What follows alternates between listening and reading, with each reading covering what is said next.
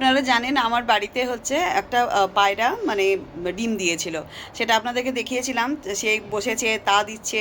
আজকে তার বাচ্চা হয়েছে। আজকে আমার যে আমাকে যে প্রত্যেক দিন হেল্প করে দেয় আর কি, হাউস হোল্ডারের কাজ করে, সে আমাকে এসে বলছে কি যে দেখো এখানে ক্র্যাক হয়ে আছে আর একটু ছটফট করছে, দ্যাট মিনস হচ্ছে কি যে ও এবার বেরোবার সময় হয়ে গেছে।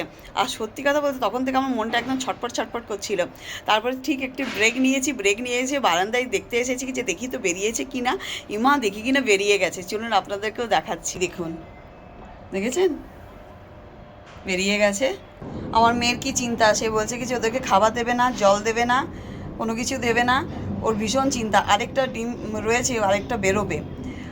আর ও এত খুশি হচ্ছে দেখে দেখে, বলছে এবার বার্ডে হচ্ছে ইনফ্লুয়েন্সার হয়ে যাবে।